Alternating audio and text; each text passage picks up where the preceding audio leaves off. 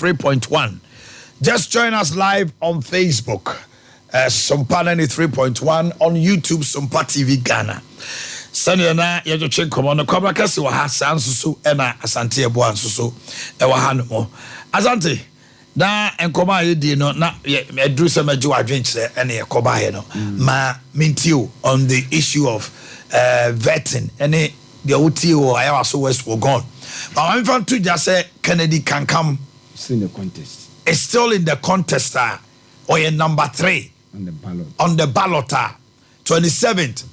Ishayesu for mubohu nim ewo ballot no so eno na ba ni say eno tina producer Efra Kennedy can come amaya no pay okay na exclusively yabusa ne say yeti say petition bi fra sokore mampom ba ntino ya disqualify no sa na tie anantisa okay into kawasem yes I can any betche check kawasem say no na ye no o man dey tie ni say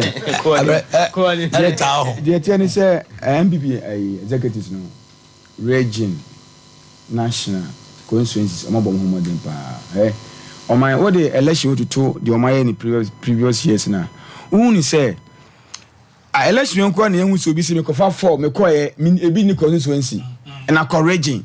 Sanya mani na. Yasinkodua ya ade o but amamfo adwene maso. Sanya mani na and election no cry because anyone has a northern region where me say youth ni bi ebu of akopa to of say ya disqualify for monti ase. Any ayawa so ha.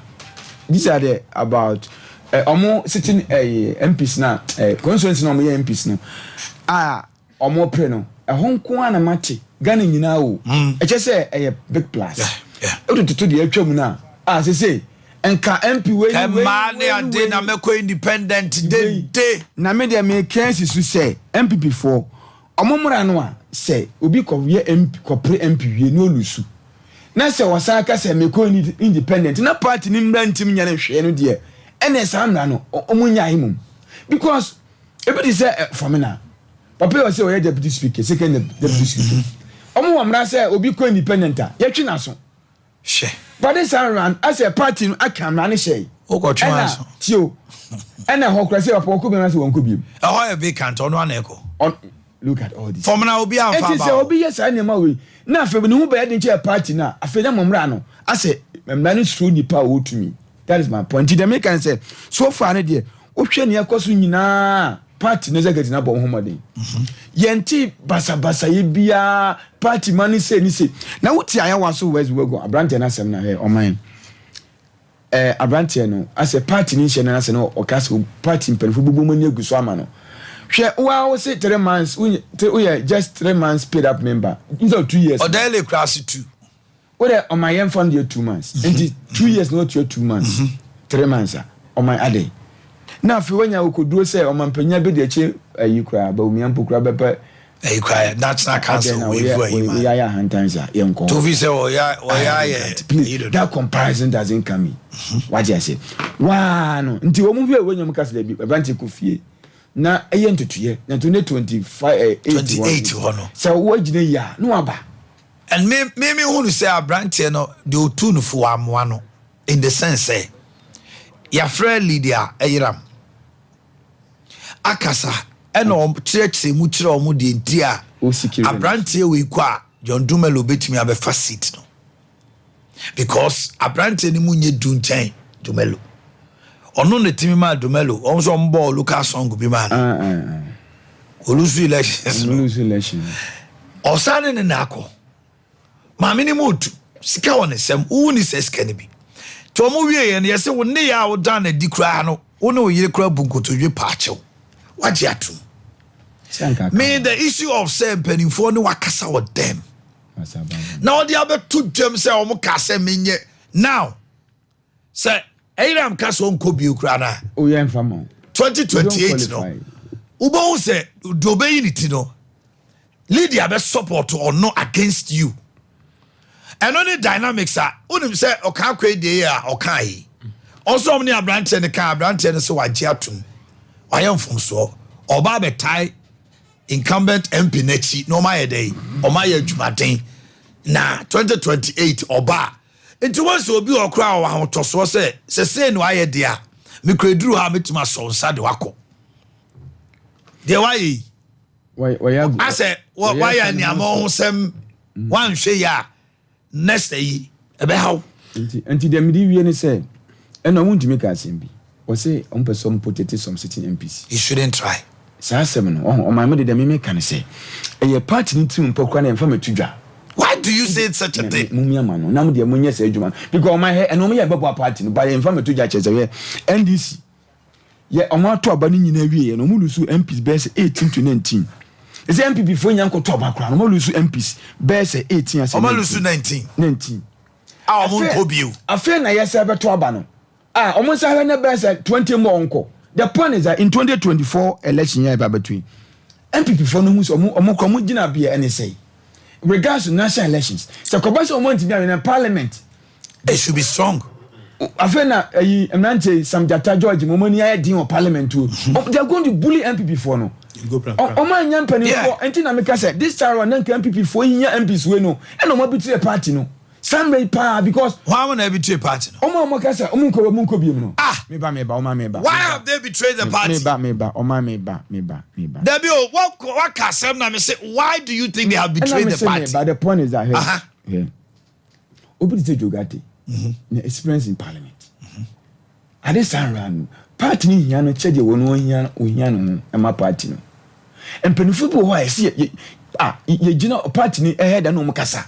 Nye say me nko bi ma na me nko. Say obi kra da me atraso Jogate Esicado railway kra no. Beba okay Jogate nearly even lost the seat. Obekai. Ewo ho which means while carrying one who say he is becoming unpopular.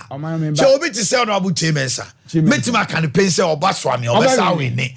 But honorable chairmansa ono so fi say mraso say wontina home ada onyu pa adwuma omre me ba oman tie na me kase obdwum ka na opanimu bi delete ba sama resign ye hwe ni modi mo obama adwuma bi ga sem pacho kokodwenu kakra na bia ye wi maye because the make can say MPP for ahwe ne 2024 mu lusu election bia parliament no ebe sa problem na afi no anse dia bo andi si party sama parliament o ese omukuta speaker omusan awoni po mo mani so ani adin hwe abrantie e obe na manfo NDC for nusu atofosin ene look at atofosin hwe mrantie wo maso no be rewrem e say abrantie ba ku na okasa o mampanyida da mahama so ye Felix Ofusu kwachi abrantie kura parliamentar e dey no mfanya MPP for enti MPP for enye say bia ye kasa mrantie ne be rewrem no omon fisi so but they need institutional memory. Yeah, of course empanifo bi o ha ne kasa omuka mu a o say yi mu ho deputy majority leader they say empanifo afenyo mark ho adanse asokwa osako adanse asokwa ka esako na po beko but na po ko no tiu na po e say oni pani bo ha omo won crofo still parliament no obi ti say offensive south MPB the olusu election Abdallah the only people who are not omo odu say woman obi ti say Asante Achim North on Ade Akye Abia omo put positions omo free parliament wo party no mo bebre what yes enti no party ni fa kwan bi so committees in perform my adwuma o ho. Can I ask you a question? Why didn't the party protect 21 deputy ministers? They lost their seat in 2020. Timio, 21 deputy ministers. Andam, deputy communication. Olusu the seat. Ojiraho, and now the Becca say, Neba, Eugene, Bantu Omuntino. No, Jiraho, Nanka Brante, Yabio, Nuntikwa Wankobio. 21 deputy ministers. Minister for deputy minister are Greek. One Lusu the seat war New Adubiase. Next seat the war MPP. And you know, if they did not protect those members of parliament, 21 deputy ministers, 2020, they lost their seat. Anka party ni betimi amo musika amo mahode. Omo ko ya na we mu de. Jaimo bi anko. Me can say mo bi anko. Don't protect anybody. Me point ni say dia wo kire mu nyina kwakusi me adame kan ho say sitting aban awoso ho one piece pilusi sita aban ne moje mo e major factor enya mpi no kwa ho wade na wade ko e mpi na ho wade plus aban no adwuma a waye na se aban adwuma yanko ya mpi lusu a ni wadu bi ase mpi before nim kwa so we ni election 2020 ni wadu bi ase 2020 adwuma mo ko investigation review said the MP needed just about 5 billion.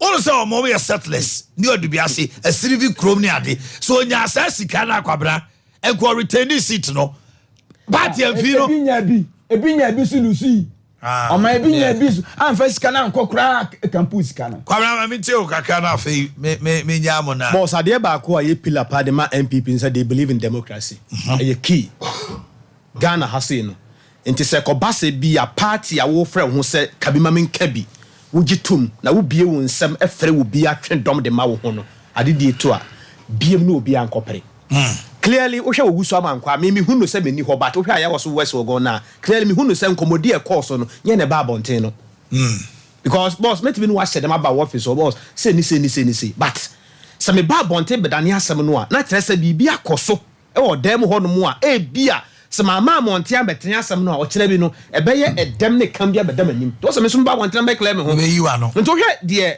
yewura na wo di ka frɛ no no Odele paka ene wo so mankwa ansem na wo se kwa adam se wontimi hu do wo ka no kore o nipa na disqualify ne nsem a waka ene de wo frɛ no wo bia so try say obe defend the party no na editor ka say nipa bi wo ho say protest yen protest for what yenim ye wo Ghana ha say MP bi wo ho no mu a so wono kwa ye na adwen say won ko bi ne manfo no kwa ne dimirika ko fa form e de brand samasa je na wo ye wo adwen say won ko bi ma obe ha yen nyese bia wo protect obi wọ́n sẹ́ náà ọ̀dà mẹ́ka sẹ́ yẹ́ wúrà chama wọ́n tumi wọ́n yá yẹ kama mẹ́nka bi wọ́n ti àṣẹ kánka bi ẹ̀ yá aba n'afa dodo asẹ́ MPP amanyɔkuo ni nyinaa wọ asante mantemu no ne nyinaa ba bɛyɛ chama wọ́n tumi and it's not the best adeɛ bi ebɛfiri chama wọ́n tumi ano bɛba abɔnten biara no ɛka asɛm foforɔ na etro light foforɔ etro signal foforɔ ɛde kyerɛ party no ɛsɛ wɔn ama ahunu sɛ nkɔlaa na ɛba no koraa no university guys yɛ aba abɔnten ahunu sɛ some certain MPs be one more was a protective one.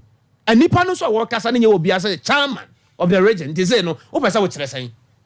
Sasana Maka, and I sent Tessa. Tamawun to Minua Casasa or your own Kuaun to Minana Casa. And I say your part no this is even no matiki, our damn Naja, the Asa Kumama Buso, and no canty, whatever Tobon. E Pasanoa, Pillars are Mujina so Moditia when you go say, Momo Jacabima Cabi Dino, e Basa.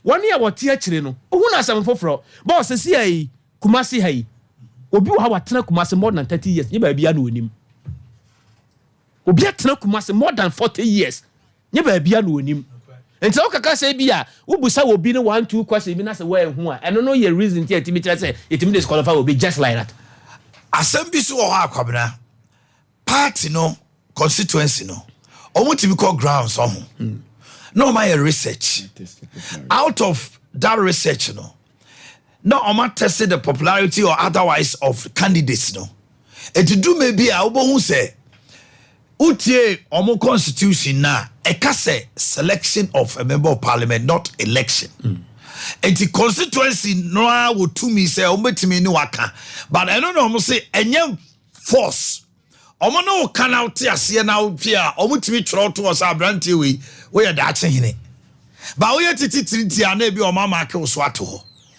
but there yes imposition also there's a difference between jojoing and imposition yes and no be na 2020 omo koye buti a omo no they impose certain candidates mumpo ye the way na eba now ma fa kwan bi so at disqualify some people are go almost betima boa almost sa ene almost ye betrem hwe ba bi ti se wanchi omo nyina se jamba fo abre almost da bi ye the jamba fo na beko omo to ma no ana for the first time in the history of Ghana UP tradition and lusu wanchi seat unthinkable boss o hwe Ghana mra se be jefe ya wo hu de asin omo nipa na omo te ho no mo no o hwe omo ya wo hu go na say mabru na esi omo mabru na wo now parliament they say adane you next parliament ebi afena wo SHS for nko oh what the next parliament nkokrafo ni nyina akọ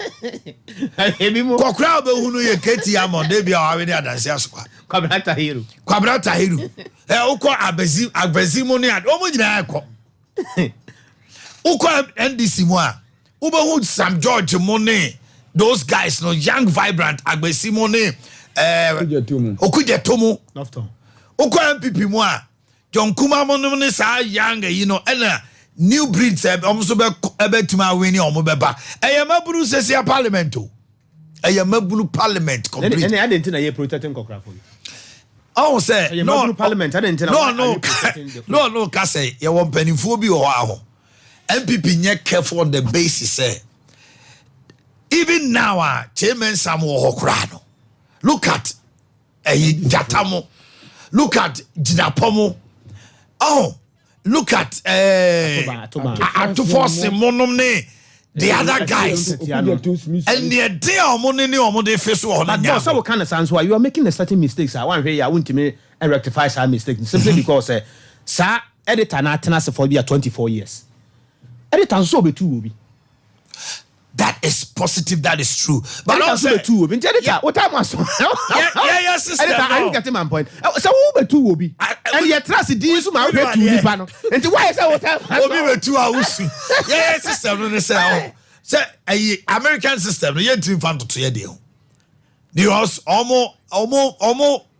legislature no ye puntuo ba we governor no na ye in charge yes and member of parliament no compare insuo ne nkane amre wo but omo no obi betima di 30 years 35 40 years our parliament institutional memory but here ha no ahoye akura betu and I will delegate to talk say akwo why you betu no obutimi ka chama betimi ka say akwo yo mro MP ameme do ba me frɛ wa onfa me two pa before you say Jack no two eti akwa ye fa so yi MP free ho no do na merit machinations and elections and bebre ana secretary to ka say ma mi wu MP ama isika ko de ba no open ani monyam efri sa da ne ko one ne to ade ngoma so secretary no influence obeya tu no na ko ya tu na obi out ya ko election na me ne kwabra kase ne ko election asante ebo na ye chama asante ebo agency kwabra ye to abanu bi ye tu powder mumgu asante ebo so one ko election so you see so awoya no ye too much obi on me kwan o mu change no pa me say me MPP kabesi to say every first timer should not be contested can no be mra first timer to say obi to say MP wako only 2 years oni ekoto no so aba it was MP or call one time kokofu 2 years time any ekoto no so aba na ne loan kra waje wo either tall and cruiser or got away. Professor Kwam, one time. Oh, college also one kakwa so cool too. It can also mean to say no MP. Omodi be same one say wako bako the second term. But boss, I was saying come to yes boss because yes sir kwabna eno na asante institutional memory ni bem at least 2 terms to cry there. Obetuma nya impact bi. But obi akọ 2 years o. Oh, see your parliament, and this our constituency. Yes, I be to know. How do you build people like that? What's your building, sir? Obi o hono mu a o transi bebre na wa arrest. Kwame wo ko 110. Yeah. Kwame. Yeah. Efie mienu wo nya kra endan na si parliament. We share the history of Mami Siram Al-Hassan no as compared to Yoro Amankwa guy we minim no bebre de bas. Ye sorry na me kan ne ho aba kwasam kakra. Boss Amankwa aba yanko betu mame no. Abaya. Go betu mame no. Sayram. Hwe. Mami Siram Al-Hassan ba wo ba ye no. A based on a certain merit be oh say Ghana by election. But say okoko winning the main election. And say line na so them. Line na them. E one ye didi ko. Nti line no them. E to dey ka baby dey kwa. Manemra. Owi a obete ne ho ase. Owi a adwuma bi a wo so not wait I'm talking rules na favor be boss. Rules say you na Ghana ha. Ye rules na favor be mo. Clearly so for you, if says because utie now went to should disqualify. Boss, utie interview Mr. Brightman we is here. Now we have the lapa card. We have a or the be see yeah. And son of buy I was so well just and why he that. See the casa and crop just a boy anymore. Automatically what the card is qualified that. And which is not the best. 10 years yes sir. We are dealing with democracy. Jani pan. Kwabena marry. Teacher say my failure my team ho ase. But go pass be a headmaster, Mateo headmaster no say. Akoy mu failure no. Ago copy for be hard na. Now for the empower my we are. Enti we school mo be sa ba ho bi. Me nipa me watchita for. Boys wo hwe ya. We nipa na dia man kwa achi a. Ono so wo bi o. Ono so wo bi nti wo ka say bi nipa na twa do 3 months pe na ye busa say hwan kra woni. Me the issue of say ejakon no na de ne ba doesn't come in. Why na so yi? The late Hawa Ogede on the ayi Boko MP event say Ayarega call ayi Harvard Harvard ne anti no on the call wa betu no na enti no dey 7 out election no dey no na dem buy there doesn't come in. Kennedy can come. Honorable, good morning. Good morning, Omanhene. Now what to say? Oh, nyame adom boko na so. Okay. Can you confirm or deny or otherwise say 27th okay in so parliamentary candidates ho? Naga beso de 27 years we be win share so naga magasa me na me win. Me busa o yi ma no answer. Hello. Oh my goodness. Oh, what's up, friend, man? Okay. On my way to work, was that so starting and crying that means we're qualified. What's them? Hold and Crawford no be. What the assembly do? Okay. Ken. William. Aha, my uncle, meet you. I'm 27. I'm a winning share to primary. Hey, now we go primary. So stress. Anyway, it is a say how the number say. Yeah, number 3 of mine. That is the instructions that I've taken, and as I communicate, I want to be the man. Oh, yeah, number 3. Number 3. Me father from nam dia kosoro. Na me pa cho, I say so for fan form. Me say me na number 3 me fan from nam dia kosoro. Okay. Na me fan me bom sa na me. Asokore mampomfo bi the petition aba. Adai. Obi so far as I'm concerned, obi any other petition for asokore mampom aba. Propaganda ya o crofobia na mo. They try to do something no can send be na say for. As I'm talking to you now, I may no can say now no I'm sorry. Me convert and then no. Obi any other petition for asokore mampom ba ho. Asokore mampom ni bia me kan bi. Mama mi hu omo no ye asokore mampom fo a. Omo fi say me dituma power asokore mampom ti say me ku na mo bi say na say ma be ye tuma omo constituency. Na me call back. And as my baby municipal, no me call back. A Jumapa me ye no. I just a Bible, Moko baby, go ye Jumapana or Pa. Once a Ura no job, come. And general me who say Musaki cat and name of Roman Popi, Pedifobi, and bow my best about time she say. Aquapan of Waffle. Yado bass of Roman Poma by ye Jumas. He said, oh, cool, oh, sack of Fonchi. And Jenny, ye Babba cow, near the boat you don't know. Apart from that, no, mean, this as a Roman Pony Biade. All that I've seen is I had supporters, people from Asokore Mampoa. So, but Boami and Mark of it. But said Sokore Mamponi, be sorry, Tiamedia. Ebi Amino Casay, and we are going to be able to say Chiragas me as Sokore Mamponi, TV's doing the Bayese, neighbor Casa. Apart from that, on TV. Number your ballot in Uyebi.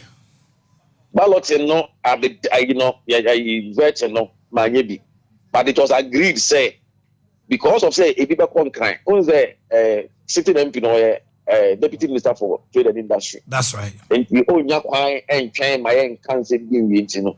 Media mentia say na ye ballot in we are. Anytime we are come as some no confirmation you know. Omo the 3rd position in the money. And I was waiting for them after say regional chairman friend and said this is what they've done. But as we the way we agreed and the meeting vetting committee meeting, and then the 3rd person I'm account. It's using about Oh, okay. All right. Enti Namia Adama 27th. na delegates no ofra so wakotena so kore mampon kakra ba wo teacher so oni omo na ekoba oni omo nkomodie te sei obi ni asa delegates ye me da omo na di me free baby a di ma beduru baby a medure nti me de obi delegate bi o won hia so bi ne sa me to delegate asa se ba se po se me mfa mesika emfa nya de emfa ma de be ma delegate actually comfortable la me ye family sorry emfa me ami botom sika enkoto 33 seater bus emfa mo at a point in time in my welfare no me to 11 taxes e me de ye won adwuma e won hia so constituency me delegate bi an committee da anka sef kokwa mama of practice men ade mu ye mama 20 ade mu 50 bu 100 me mfra wo ma yesi se wo kwa wansam ho ekotwa odua na wanya wo ntimi antwa wo pito so nka ho nti delegates de me no mutimi ye wo enhia so constituency pa nanse me no madi nkomo a me ya me dim se nkomo no so no o mati na so pamu edu ba bi kra na yese enema bi o ma amra me ye mpi no se de tie bi abeti tie nkonfo na so e bi cha pa ma o mu na all the 800 delegates no enu bia hia e wo nhia so constituency kra nsana me ba kofa form na de akono me becoming delegates need hia actually say this is the intention. I seek their consent before an American, but in the process na akono ntimi issue ma wie but me wie manja me sa to aso akachiro mu say enmity mantimi ama me hia nipa 800 din na nti say na me di kan hia ase ana ma be me ni omo ye bibia wi a me di say omo ay ready say and no ma be pray a me here ya causes here say be say doctor come so come back kwan maybe they said that could chip compound maybe they said about town rules akaho maybe they said patase o course ICS eba palm ahono akaho maybe they say wood village kwan ya drink nyina ya back feeling akaho one the mention no just said no man no e petri nti o ma wu say why adwuma we nyina de asiwo nanka ye say ye nti ase ya fu bi say ko mra na to adwuma na so no ko bi kran kan nipa no ba ya edwuma wo ye gya we nyina no anyeye ene sign na ka fa wa de na wa na wonim kwan afa so akofa sa nyuma we bae da ne ba bibi na de wo san wa apaso de kan ho nchia ko kan nchia so it be delegate there yentam ye papa any constituency executives yentam ye papa be electoral area coordinators yentam ye me no bie ni asa but they tell say untimi nye ni pe nyina mo ni ochi e ba na sa ka nye ni papa ye be ka tia se nka nye ni papa nti ni de and then you see some dissenting views and they will not be happy maybe one or two things maybe can come they will see the ma obuwa on penisa they make at say and unya obi amane ndi wachi but o can average there I can tell you say in she also do na that could be a mine yemfa in she also constituency delegates no kwaya so si nchen mumra wo do say be no the chi she so unu constituency myself no me bisa form for no ko mu for no ehemfo no ne nkofo mu krum ho ne say enyoma te say aba ye koto no ko ayoma he nya easy o hwemra me be pre MP 2016 no presidential no minya 83% obi ama adwene nko so minya 83% man na ko bubu at that time in 2020 eso 3% in 2020 na ko na ko nya 80% parliamentary minya 82% in 2016 no in 2020 certain MP no onya 81%. So at that time, me mayor, me regional minister, me president. As we or a tom and Nancy, almost all the houses in Kumasi. I hear to constituency. 80 minutes omukasa na eto aba. Na ade no so te. What is that as a chairman to Miaka? Or see MP bi akra anka o person dey so atsem from 2016 o person dey effort here no. Make come for form kra. O say come for form. But ade dey nyina say akan see dey eye. Eduru say ye ko say obi aka na asem ejinja the eye grassroots no. Unze na make as bi ko share so no. Na ye border leagues need to say atodwe. Na mo so yes if I just say mo ko no committee ani mfi wo. But the moment I make us a member, the kind of treatment that they also delegates. I'm telling you, go and see. You treat you with sign on for all the midday. And the competition, the ginger party, and my party come up. My party revival, all the midday. Mame Emfa Unsiha, meaning said the days ahead, we're going to have a lot of discussions.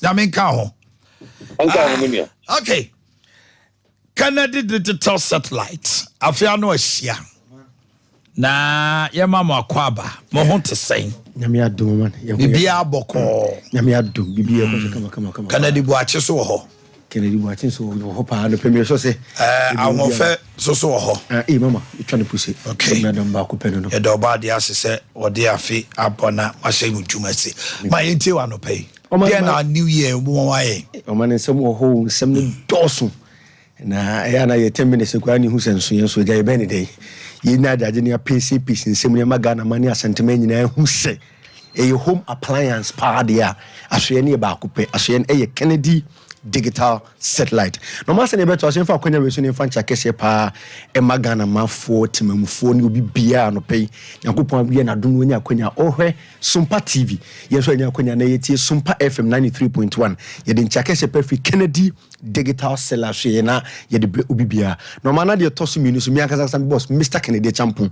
oso ofa kwanya we so na wa magana mani asantema ni biase ma nyina fi shapa kese ye customers obi okro wa tie Kennedy digital satellite sa so oma no meto ade da Kennedy say enne oma official pakese pa afin komra no meto nyina na obi bia somdwe a ohia no Nyankopon fandom no ye ne oma ni edi dwo oma mefa ne mani bi koton nyan yesre nyame humobro ne adom oma say obefa ne mani akoto bia de besi bia no onyame no onyam ntoso na ye nto ne tententem ase ne be ya Nyankopon bi adom no wetima sa betofo ye so ayeto ba ko isi no ye nyam somfaso hu say ne ma papa e beto no Kennedy ahwe no ye nya somfaso na ampapa ese enema say e no home appliance dey aso na ekoto no Kennedy digital satellite o my obi bia fisher pa that so chi obi bia no my obi kura say na bronya na twam Kennedy ye say bronya no etwam so yoguso a promotion chenchireti kese no etoaso a ekoso a niam na yatete so ama ne boy for senior be ya nyambe yo biadum na obi atimi atobi na ansa na yebetoaso no mesere so ohwe television na ye numbers edidi dwane gu ase say fe mesere be bia wo bia ye delivery services wo be bia impese bodi wo cherepone wo tumu wale be bia wo bia wo so pe Kennedy digital satellite home appliance ni bi wo so pe TV wo so pe fridges wo so pe air condition wo so pe microwave wo so pe kettle wo so pe iron wo so pe blender wo so pe fufu pounding machine bi dia adwuma wo so pe meko machine wo so pe popcorn machine wo so pe pepper machine bi a sa na mari nyina bi industrial sewing machine stabilizers standing fan deep freezers wo pe bi wonti ma Kennedy ahwe ya wo be fire telephone number no TV ni so fefefe ba bia wo bia be deliver ma kama yenso a yetie radio ni me so fa telephone number ni sisi a na ye di tudwa sene be ya wo betimi ni Kennedy di nkita ho na wo hia bia wo frɛ na asomdwem na bia wo bia ne dia brew ye number se ne ye 0244 385 128 0244 385 128 obi so ya ban dwuma ni sika fa controller and accountant department o hia ne mayi bia Kennedy say nyame adom omo wakwanya fa o payslip bebra ya so ye ho na ye no ninkita ho na de bia o hia fridge o hia deep freezer o hia microwave o hia kettle o hia iron o hia television yakobo dem o hia bi kwa de ma odofo bi unua bia Kennedy so do payslip ba ye beji o payslip ye no an shake to bi na wona obekere se mpa bo chewo ade na me hia no boso me say me hia na fi say na de wo pese ye tone wa so na obekere se mpa to mo ntem sempo ana taku ana dama Kennedy fa ne penye bibia wo bedu ha ye wo na wo do pe e be kire bibia ye nyama ne ye mo asom so ba ma fo nyina ye to so fo bibia se bra Kennedy afie fa payslip bra fu bande machine na wo hia so de be ye adwuma for an extra income o ba ye no be dinkita na ye ni nyama kama no man sa na ye be to so no man this is ne MPs ne ministers no e say nyame adom baby I be kono obi anim Ghana baby Ghana ye ko you are going to an election year and as I say okura MPB minister be honorable Kennedy can come on ka say this year no say do sika on the delegates one assembly honorable me can form and say o here TV o here fridge o here air condition obi honorable obi minister obi MP obi DC o say o here television kwade at the constituency or ko honum in person so person ko ma o ma Kennedy digital say like say ye bia pona to ma sam nipa no we minister we MP we DC now so here bi we here home appliance bi o per television no so also per 2000 pieces o per air condition o per 3000 pieces e because of per kettle we also per iron also per deep freezer also per tabletops o ye bia pona to say we MP we minister we DC ya Kennedy digital say like say bra so ye honum now bra ne new ninkita ho na ne ma bia o pe bia o per 2000 pieces ko ni nyina ma o per 3000 pieces ni nyina ma na e fa ni nyina ko e ma payment plan kwan kura wo be fa so a wo be tue sika no na wo so asoma dwo na kwa pressure bi ama we na Kennedy Tasala yesi baby Ghana do amayon penimfo minister this is no ye ko election year na baby yesa we nu ahaye bronya da ya obi feel say ne constituency person mo television person o mo phrases we ya kwanya Kennedy digital cell idea to say oba ye niam ni nyina be ma niam payment plan na so akọ na so de akwacheche o man for constituency na da chomu nyina nti obi ye MP obi ye minister obi kwa ye personal assistant to the DC obi ye personal assistant to the minister na so tie so telephone number na on phone sisi here na on phone Mr Kennedy sisi here no nkita ho number no ye 0244 385 128 0244 385 128 of telephone number na any beginning kita ho so no also person buy a share hon man bet you wo adum family plaza building no your first floor from Sanebra Mr Pataso so na benwa obeko Patase Adom House Kennedy Junction Mr enkranfo nyina so we obi MP obi minister o wonkran onko wager old barrier kokro bi te just travel na sepa okwa to maintain munyafo be hwe wasomdwem a omuno be dinkita ho na sem e dia be kan se opani me ne be ma no oni nyina ma wasomdwem na so ohun kwakwa be fa so o de be bo manfo no man pricing kwa na e be tuja it's all about prices obi a wo Ghana mam ha bia say ye TV pa dia Mr. Kennedy afye na Mr. Kennedy say he say wo hu say amanfo ni bi ya ma TV boy dey na 2024 years media ye ni so ade hunu pa ye vision ye emunya ne say ene me friend home appliances e twa hu ehia ye say e mani pa ni je e mankora ni je e mafie ye ni kama fie e fe dwono Kennedy tasala say ba ne boy fu na obi etima to bi Mr. Kennedy say television a 32 inches no baby abeko bi aye survey na man for the 1002 e bi the 1050 Mr. Kennedy see there bi ye shine there so about 949 Ghana cedi Mr. Otie Bryce ni na wo ba obo ho ebo ne 949 Ghana cedi aye Sompa TV Sompa FM and na Kennedy digital sala ya betona so a ye say the price is too bia ntime di obi ahofel because way back for the past 10 years Kennedy digital sala ye de no kwaredie ne de dua betom sisebra hey paade ne nchewade a Ghana mem henipa bia so me the hallmark of Kennedy digital sala utobi no na ye che obi ntia ye 32 inch television no ye mfa nye 1002 da bi enko ba bi nkoto no 1002 enko ba bi nkoto no 1000 Ghana cedi oba Kennedy digital sala so ye de 949 Ghana cedi na se okura 950 cedis a obenya mfaso na ensisa no de coffee na do pese do kwan no so de ye ese nyame adom deep freezers ni air conditions no ni nyina bi ho na se say there Ghana money asantima Mr. Kennedy ya say ya launch a campaign bi dia to say obi ehia air condition mu because ehuhuro na aba no e de yare bebreba mfifin san kura bo wane san many Mr. Kennedy say air condition 1.5 horsepower ya be obi are 3700 no ye share there no say about 2950 Ghana cedi send ye be ya oba Kennedy share now ubenya bi atofofo because home appliance de bi etrese say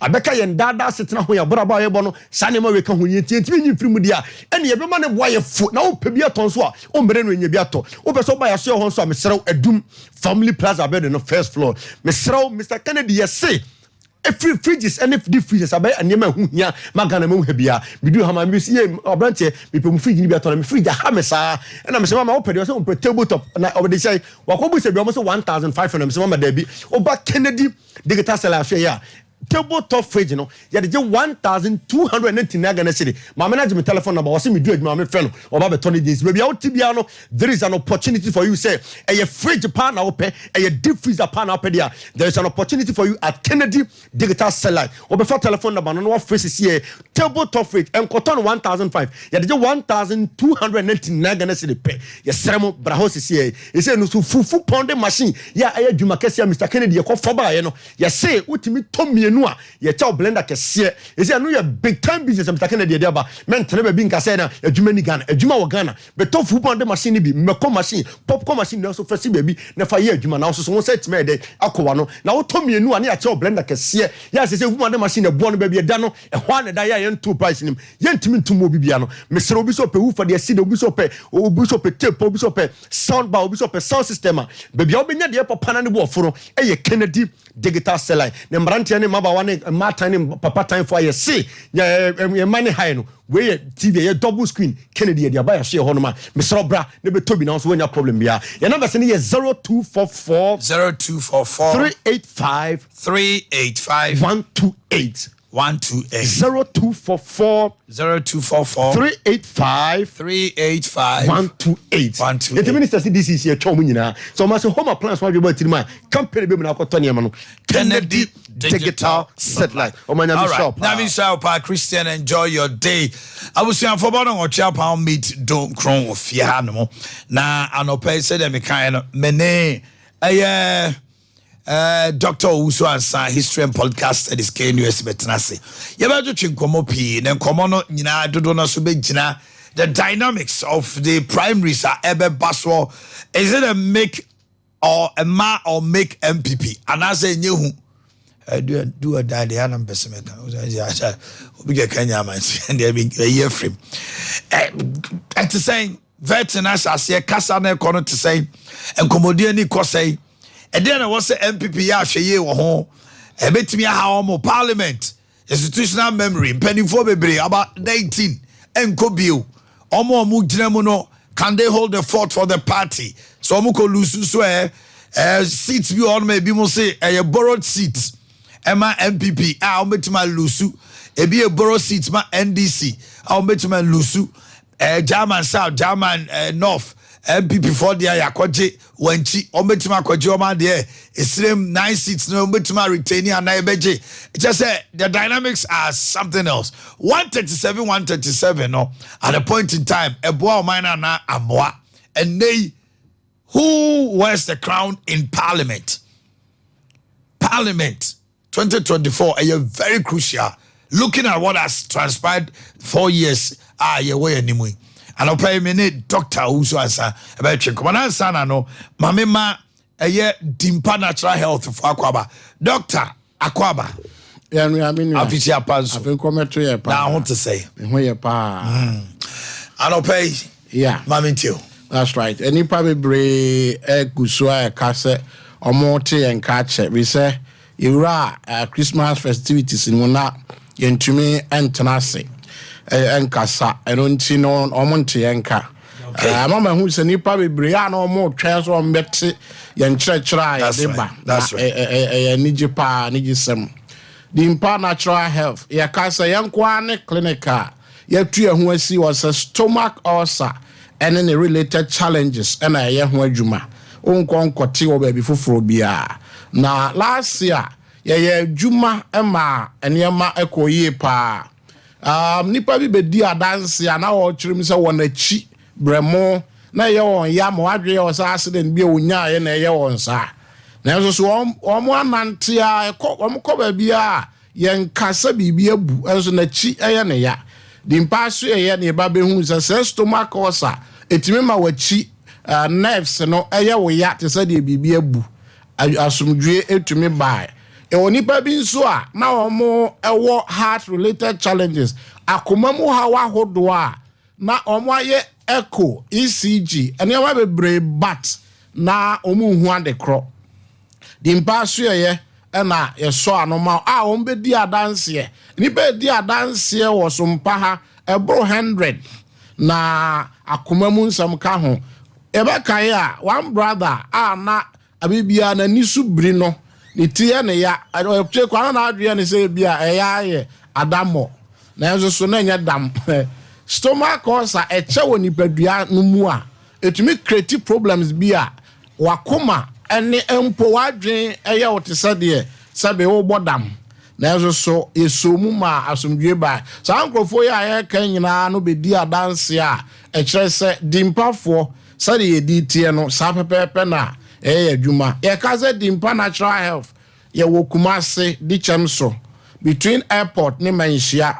obusa old health insurance abosanum na Dimpa junction your numbers are the adwuma no ye 0245 11 84 34 0245 11 84 34 and 0246 744 ye wo enipa bia also ebedi adanse se na wo boha won koko eye wo ya ensa ese bibi na abu wo ho ese bibi amia ho enso so wayɛ test ahodoɔ nyinaa yɛnka bibia nkyerɛ no in fact nipa bia CT scan ɛne ade but ɛnkyerɛ bibia yɛwɔ nipa bia last year mu yɛhwɛ wɔn a na wɔn adwene koraa yɛ wɔn sɛ yɛ spiritual problem bi na obi na ɔne ne yɛ adwuma na anaasɛ ɔno obi nya akasakasa bi na ɔde nafa baabi nanso so is lady bi koraa mpo bɛdi adanse sɛ ɔno obi kasa ɛkontɔkwa ɔkaa mu ma nipa no wɔ se wabɔ ne dua ɔde nam ya kɔdane dane dua nyinaa ne ho antɔ no de mpa so yɛ na ɔba bɛnya ayaresa ɛnyɛ honhom bia stomach ulcer yɛ yade a ɛyɛ stubborn chance de nipa adwene yɛn yade baako ebetumi ama oboa yɛ wo ya wachia yɛ wo ya na wo da anadwo a wontumi na wani subriw enso so wo yam na problem no wo obi okra onte hwe wo ne yam de hard drink kase no so ɔte bibi wo ne yam a ana ɔkɔ hospital a ɔkɔka sɛ me yam na ɔmo adwe aba so tinipa bebre a onni experience no ɔnkɔhwɛ ho mpo complaints na ɔde ba no ɔkɔhwɛ ne ti ɔkɔhwɛ na koma ɔhwɛ na afi nipa na adwe ne sɛ ɛne ɛbɛyɛ spiritual problem bi but dimpa for yɛ se so why hwɛ enoma mu bebre na wo hu hwe a gyae to hɔ na hwehwɛ dimpa for kuma se di kyem so yɛbɛm wo hu sɛ asumdue o we betumi aba wo nipadua so pa last year yɛhwɛ abofra bi ane ma me bɛka sɛ no aboka over 7,500 yɛde mfidie si ne so ne huni ne ba bia ɔmo free sɛ asthma but akora na ne ho ntɔ no kɔpem sɛ wɔte yɛn ka oba dimpa so yɛ abusuafo mo be kai a maame no ankasa adi adanse na from September ye hwɛ no wie no akora no onya problem bio ade a na wakɔ na otwe bia na asaba enne kɔ no ma sa na ba ɔno ka sɛ school mu kra mpo no ɔkɔ stress yɛ mfa ba anka akora no because of the condition enne akora no wat ye hwɛ enkwara bebre omo anya problems yes as I say no omo come school asumdwe aba e oni ba bebre na omo nso ntumi na onhura de kronti a wontumi na waye bia enano ma wano mojadro ye de no ye hwe na adwene mu ye hwe na koma check ni BP ye hu hwe kopemi se obepie dimpa so ya ye hwehwemu ye se ekwan a efa so animpa ntumi na ebi ohonom a eye poor blood circulation se moja akoma ntumi mfa moja nkotremu a emma adwene no nye free tinipa da ntumi na niema ekofa sa de ma no but ebi ye hidden stomach ulcer se ulcer siewo a ebetumi ama wakoma anya problem bi e de afidie hwa akoma no ankasa ye nhunu ade kro enso so na ulcer na etwe akoma no sa eno na wo ba dimpa so ya ebe mu hunu se asumdue betumi aba de ama nipadua obi a onya all these multiple challenges no nipa ba akoro ne yem ye ne ya ne boya ne ya na chie ne ya ni tie ne ya na nisu biri no ontumi na adwen kura bibi ba ne tirimu te sɛ de sɛ be yo ya bodam enso so na very simple hidden stomach ulcer na ne sa afi ye ka mo ate ase se wo how bi na asiew na wa ye bia emfa o de senya stomach ulcer asem kra na wa check ba bia no unhunu ho ano a fabra dimpa so ye wa afidi a your Russian technology bia de ye hwehwemu ebetumi aboa ma ye hu de ekoso na obenya asomdwe de ama onipadua afa se bia na ye kan wo no what try bebre stomach ulcer se edu level bia pharmacy no bebre ntumi hospitals ne clinics bebre ntumi nyina no eno ntina dimpafo ye tu ye ho asi wo se no ne area ya specialized na ye ho adwuma eno ntimi de ma no ba wiye no the America kosi nyina ne se afia ye simui so wo pa asomdue ni ba bebre ye di bronyan omo huna mane go bronya ne enchechencheche ne nam ne a me ka so wonye nyina wa yi ne akwawe wi bia ama afi ese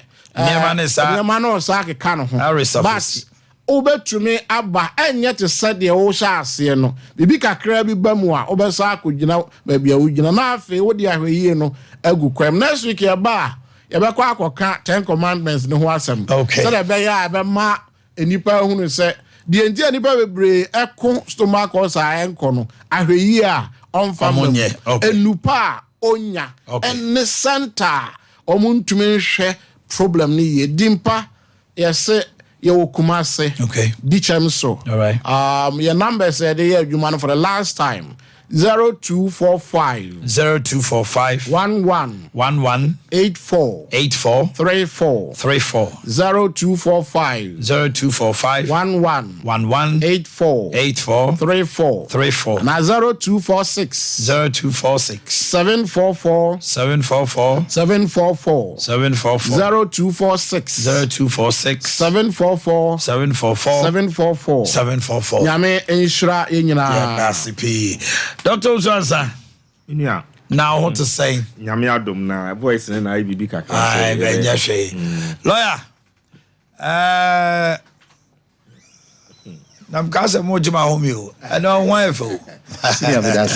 Now what to say? Me ho ye pa video. I just so say. E wo boko. I just so dey say on the post. Oh yes. John Kuma. Yes. Ye fe no adwuma panto aso. Oh okay. Adwuma no de ho adanse. We are just so secretary and we be second vice chair. Yes. Constituency. Yes. Joe. Yes. Mo akwaba. That's it. Say bibi aboko de. Bibi adedi. E we just komo sese ya.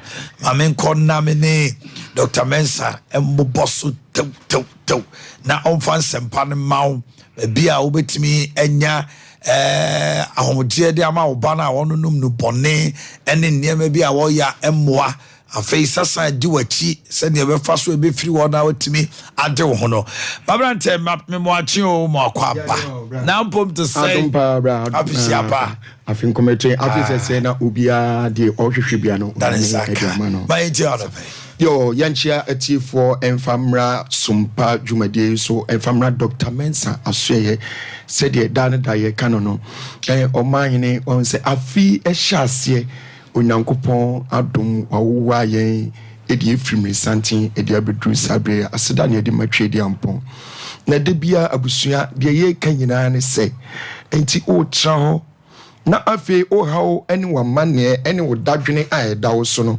enti yede sa o hawi ene amane edi kwa kuwura 2024 yimu edi akwa awie ya na yesrewo Dr. Mensa so ye yesi ya base 2023 di twam no atwam tiawa ebe kakra eniema na ye bohu dawro no be kakra onti bio evise mre bia atwam eniema na ye bohu dawro no mani tua ene ye nkasa eniema ne bio ebia na wotikam ne bia ope Dr. Mensa number anasa wo person ne Dr. Mensa ewo nkomodi sonko a misrewa bomoden se de bia ye kan no ye se ye de betrance na ye du sabre ya hwe wo de unyi obi kan ho Land Cruiser papa twiregu ho obi dan ya wa painting white hwe number no go ho oni problem kra wo de obisa wa o si Dr. Mensa nti number no ye 0244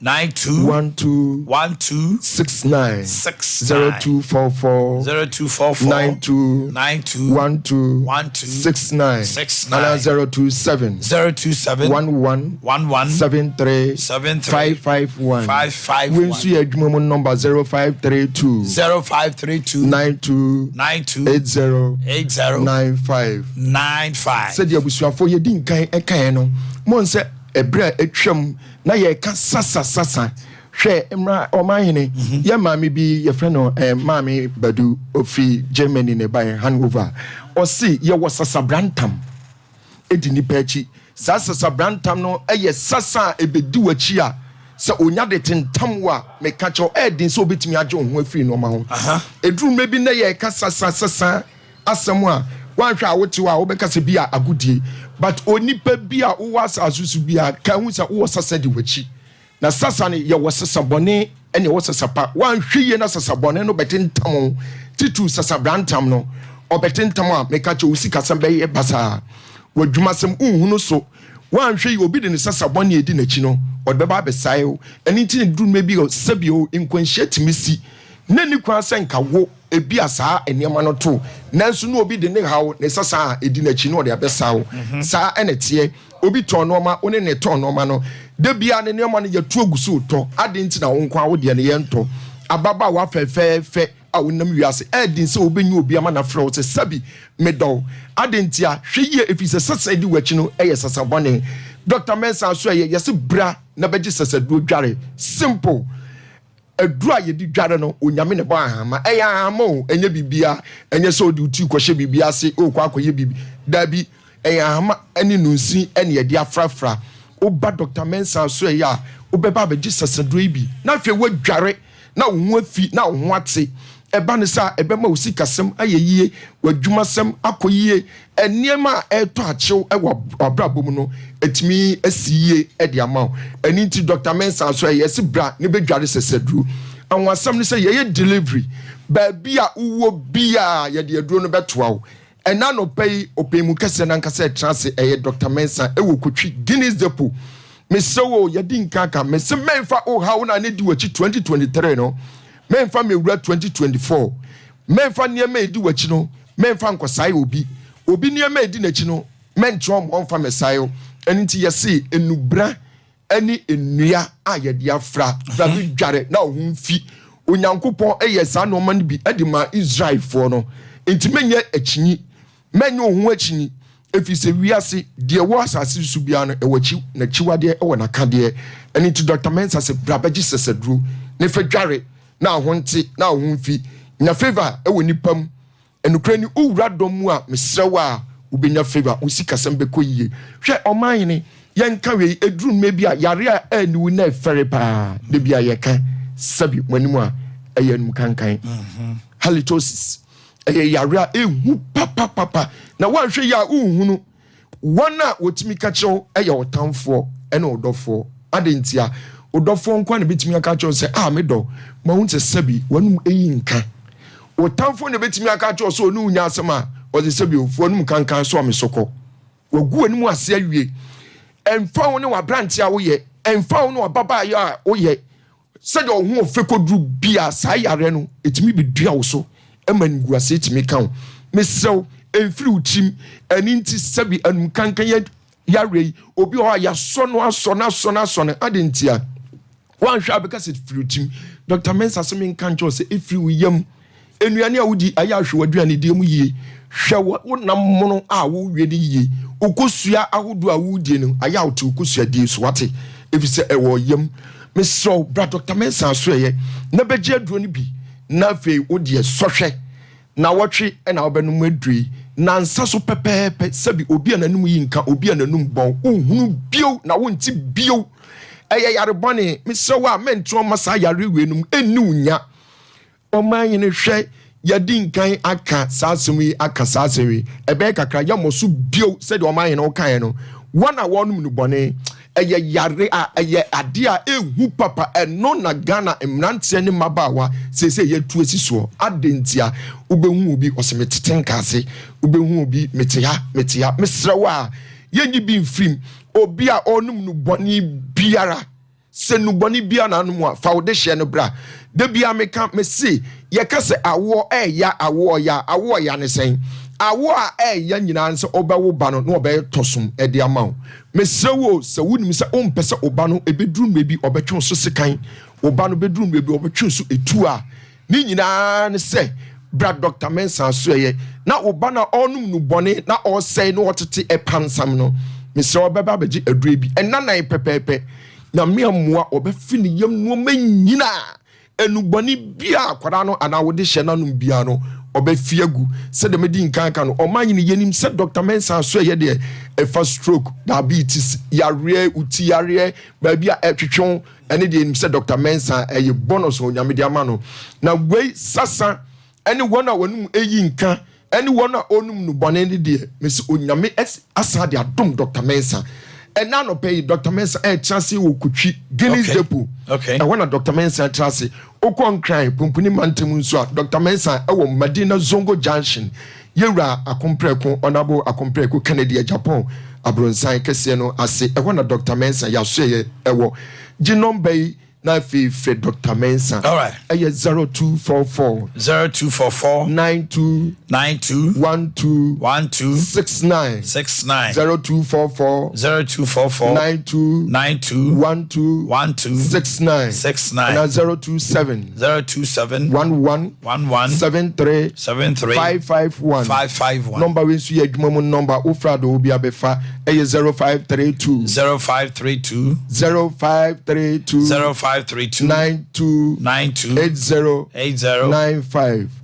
de nyame penaje no ena no pay obefre Dr. Mensa menuaba badu a wo free Germany Hanover ebaye echia opi onyame nsha obi a se de medin kanka no de nyame penaje no obefre Dr. Mensa and obetry nyame ka hopa. All right, Kwabra lawyer Bibi Aboko. Okay, Dr. Owusu Ansa Aminia MPP, I go through a period of elections from polling station, constituency, regional, national, presidential, and now presidential Komko first, Koyi 5, and now the last hurdle, parliamentary towards 2024. So far, Metimaka say the executive, the national executives, Oma hold default so well. Because Bakukra Omoyen recently often constituency elections. Ghana for baby crying nimse MPP Akoto often constituency elections are Omo Akoyi MPs are Omo any members of parliament to hire NDC for seats. It went as if nothing happened.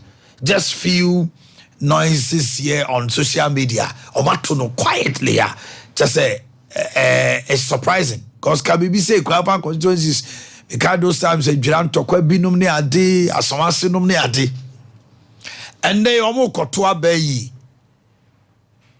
Baby omomra sebi jafo. Asantema ntama enum echo no post. Omo aka nyina bi miensa nine num. What are the dynamics and what are the issues are? Ebetimi ha omo ene die na ebetimi aboa omo. Wadaroma. Minua we de medase ye bechia etiefo ne ahwefo nyina na minua nso bema wache afisha pa ne edikan unse Ghana no yewo yesuban beye miensa bi wo ho ma memfa no nhyase ansa na maka masem no unse ya na ye no ye nkofu bi a ye mpese ye beti aseba nyede efa ye ho ena ye ne anso esan ye nkofo bi a ye mpese ye beka asem a enye da kire obi ti wo se as obi bi sawade na onya bi man kra opekwan bi so kan asip se ne a wo man hope kakra ena ye ne anso esan ye nkofo bi a ye te asem a enye da wo ye nua ho a ye ne gipa ti ye te no ba bi a ti bo hu se radio bi bo bi a chipa na se nipa ne mpe na asem a da bi obi ti ho okay sa na ya na ye tie yes ya pande na no o ya de panje so obo bi achi ma wono no but no kwasme wo mu ne say through this time na I try say ye beka ne yie ba ye beka no kura kire nipa na wo hu preparations e wo say oye no kwasme wo mu ne say wo hwe process ne dia is one of the best ne odi kan kan ye no so wo hu say political party bia ye from our history omo ye primaries e wo zone na ntokwa ensimu a dangerous man ne kire ne say so hwe orphan constituencies no e kwan fa so call quiet no a dangerous man this because sankofo na wo ne omo kwa compete okay what you say it's very dangerous because sa constituencies no e fa no ntokwa e CMPP munti ena ma kodi anti who said this time no ayedin a e wo say yeah, member of parliament also to name because ntokwa no parliament the man yehu ni say especially if you didn't win with more than 50%. who say a simple majority. TB all the bear 35%, to be 40% in a 1 year. And do you any panemi and independent be free muna into Shemupa be 60% of the people who voted did not vote for you. Nimonam say simple majority no and our parliament. Nasa brain to quite insist uncle for Intema, you are in trouble. That's the first. And now, so stronghold so send to question who say advantage my opponent. Okay.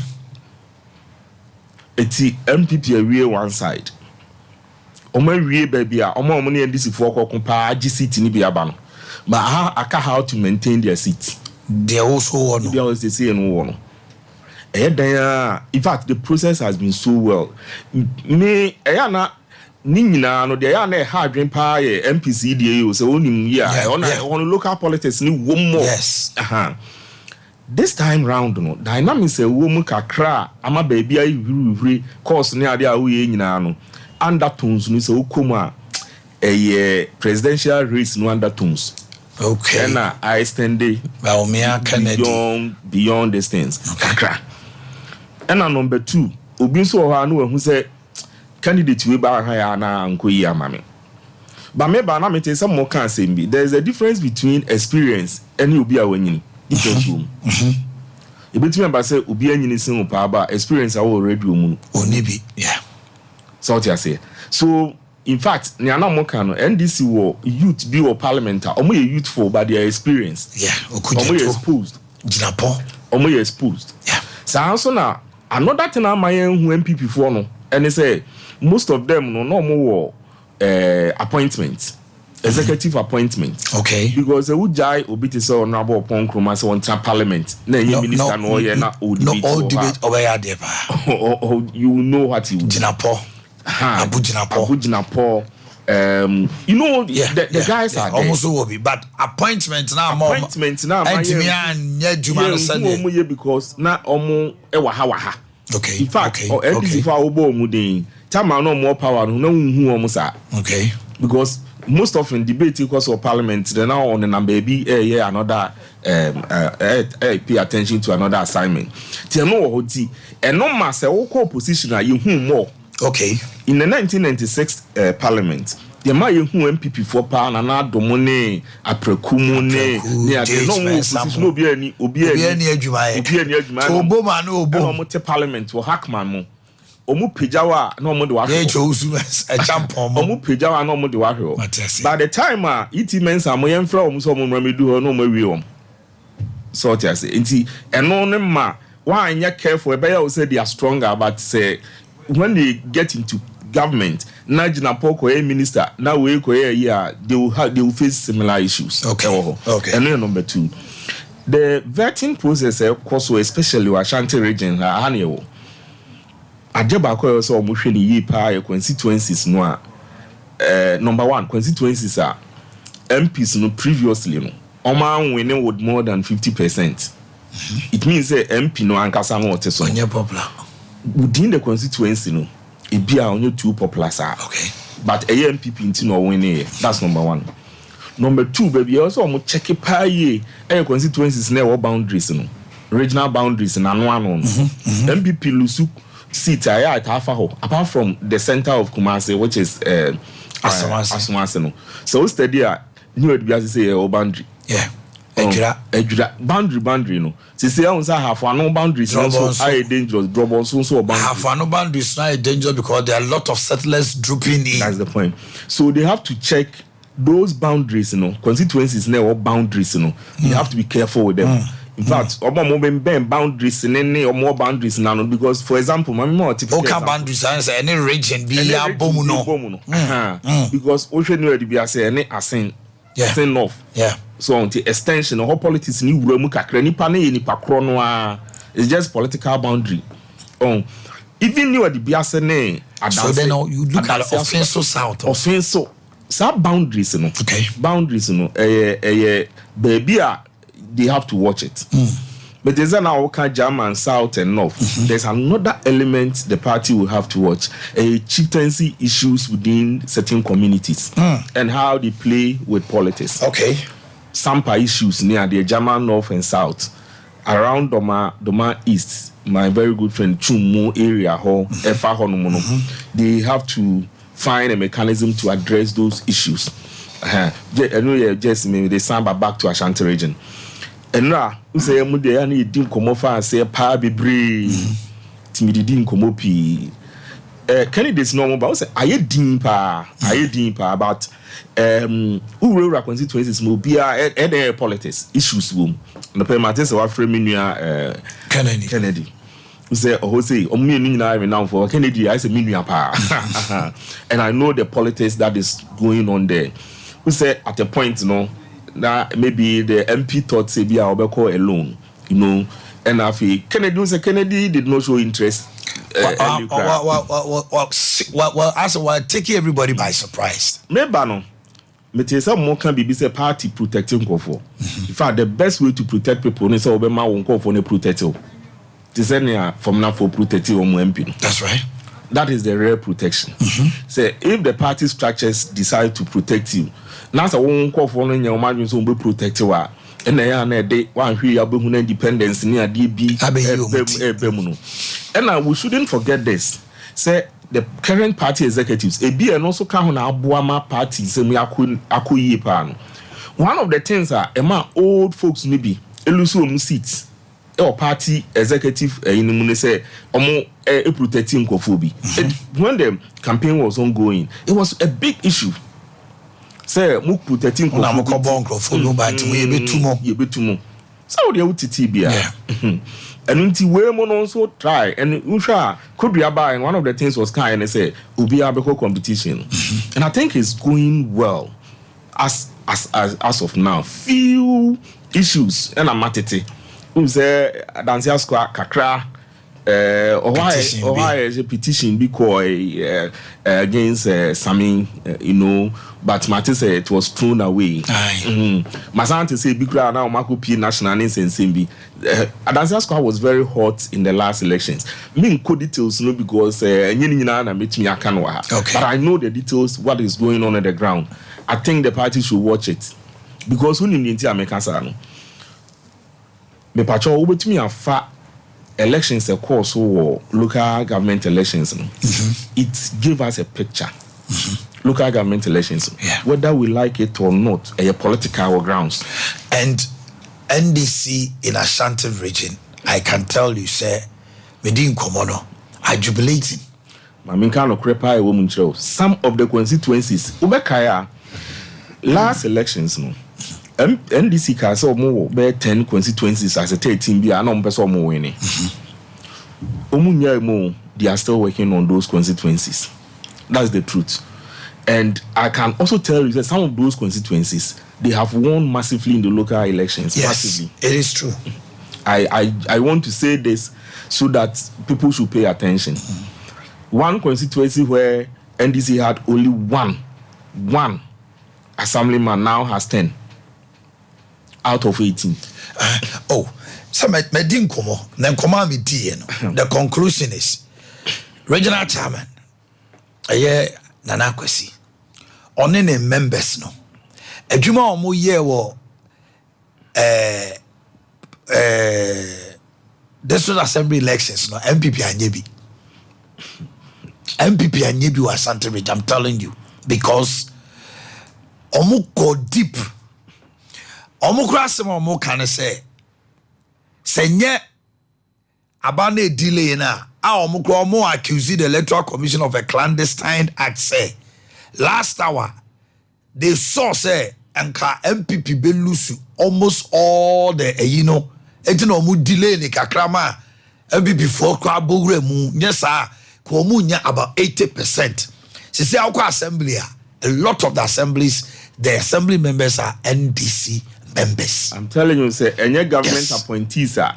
It's what is happening in Parliament.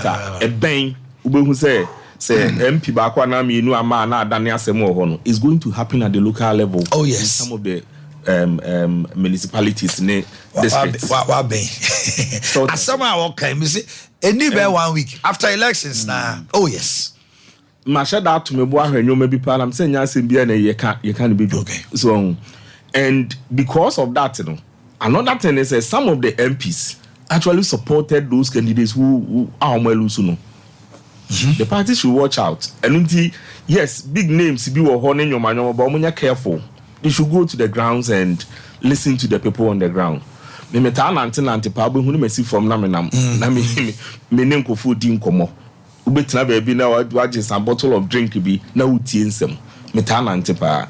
They should go to the grounds and find out what I'm talking about. They will find say no kre na making to the level say ekoba unzenka Ashanti region ha eya na bargaining power ba kwa utumi sanya as a party and say wonni power akra no na say local government assemblymen no power.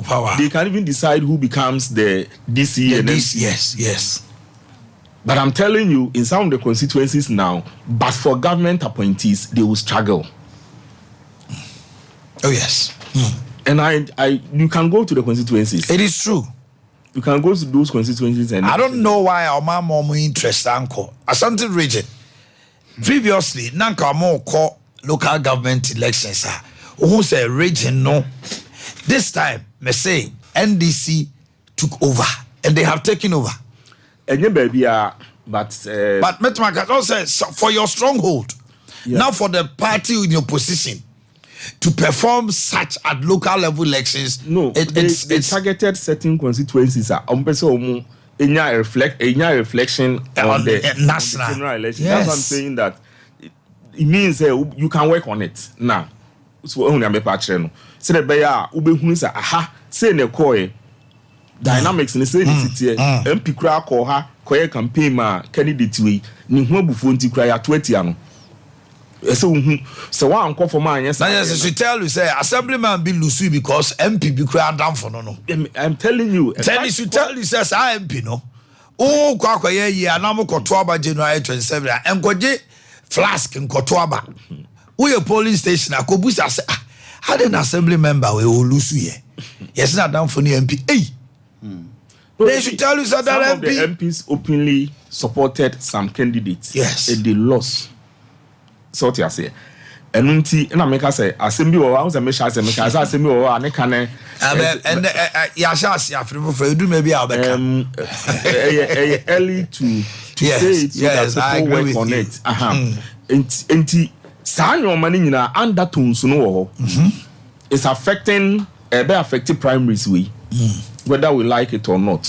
Affected primaries because time almost are there and political no course so yeah. It do but me and DC be candidate be or bar.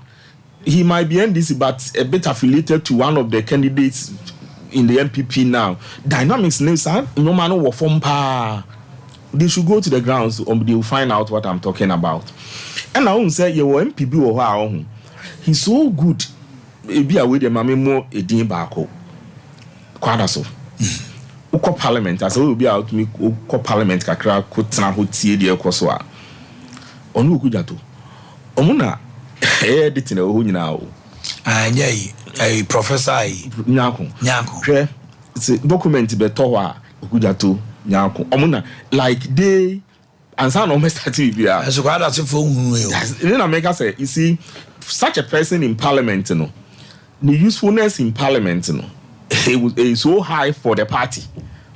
So what I say I think Nancy Akra Sekakoye minister and I call to the finance committee to replace him or something.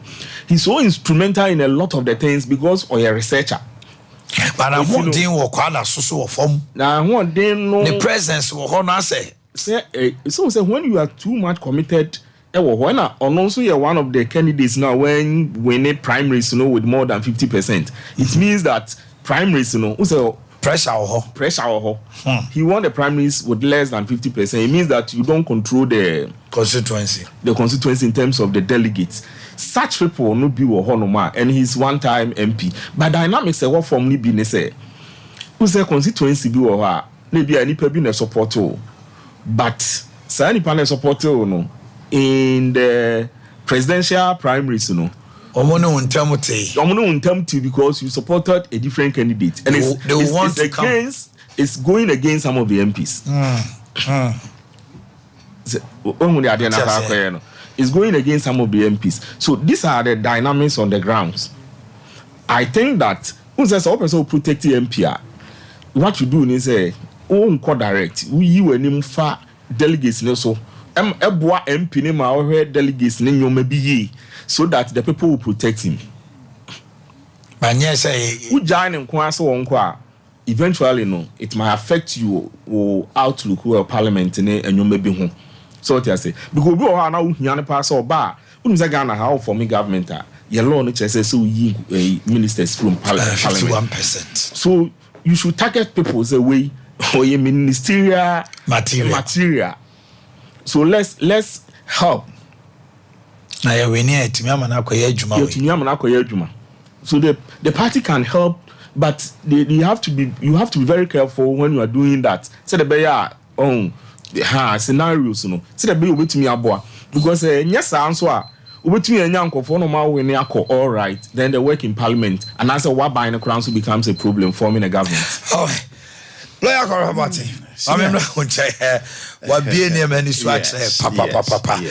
MPP Mujina Kono. This very election. Or I just so cry so the Mati say Obi Sukra by independent. Yes. In the person of the former member of parliament, deputy minister Roots, in the person of Adumi. Yeah. Why you in Fonia, your name so be kwa for Frantos or Bejina Quantum Crow. And that is the most hono check it kakra. But Yonkuma stands tall. Absolutely. Mami too. Senior Medase, Mame and she am a lecturer. Say, my dear, but the Manodos and tea. Oh, Gualalibaco. Yes, but now your Burundi course back of faculty. Oh, okay. Second year. Yes. Okay. Boyepa, Mame Chiano that. Me dinini kesi pa na senior mentia so na me mo abaso just for so mentia just the same crow yes me ma me akua so ho no yes na wankasa so wadam for the deputy finance minister me financial emma ano me ne akuma kasima dam yes me akuma ndie beta na chi bibia yes o ye nipa prekupe sure obi a won die o no crap. Na baby doc di see you know in fact e wo musa na be sure say party for yeti na bibi e was ye free mo no so ye free me concerns with ongoing parliamentary some brains are more free parliament na oka about kwadaso. And one person also readily came to mind, Dr. Mafo Forikrom. Yeah. Another fine brain. And so no say fine. Constituency to almost say yes. And so what Benny and my parliament no Busa say a constituency soon do call yes. To who to the beer. So how do you marry the balance between brain na you hear what parliament any word Juma wa from hall yes because any you can by environment here global warming near there and they say a biblim krani e kwako jisika for global warming contributions and that's some 100 cities tax about 100 wa mu chika and also the area no but akosi say you know, and a host of other brains and here but then they will be struggling or they are already even struggling. From and here enkuyi emfama womo but sadi amanyo no akwakoye nti wo ambitions no then you are looking at drawing a fine balance between being a good material in parliament and by extension for the government and na doc ekano say yemra in fact some of us in academia yatra minim the entire Jewish prudence no is still what it is say yenyi majority of ministers from parliament minim what the object really is. I believe after 1970 that issue that happened in parliament when the parliament rejected budget. Liman budget no was thrown out no. And the Koba say our a representation wo mrashebedwe fie a omo ministers nka emasa because momu wo mo brofo bi a lacuna was created tokro be da ho say wo so omo sade budget no sa koba bio ni ade no na aputu Ghana enokura kan ho bi ne ma Jerry John Rawlings mo kwan mo mutimi gina ne ma bi so ye ku enti now no oye minister oye president wo ministers no wabedwafo dodo na no omo sa wo mrahye bedwafie nti wasem koto a ombetime twitwa agyew na senior say o party no so wo a lot of MPs in parliament will it not serve the same purpose? Then what it will mean say the business of government and about parliament wow MPs network. So the issue is lands minister say MP what is the land issue he sits and he foresees and then everything that is going to or you're more vested in the discussion than the oil lands minister or no eba be jina or more discussing nema too. It be am rebi or honoma a land for na dey ko and as energy or a minister say member of parliament into he's privy to so many things so betimi a church and name but at a point in time yes you will say emwa. Absolutely. But to be very honest, with your if you look at the present government, now some MPs being near my see your parliament in there, it shows to say maybe it still have a relevant a certain role to play. After Omuka finance minister, no, about 90 MPs. Shows that rule still has some role to play. Because to me, I could and a situation now be parliamentary dictatorship.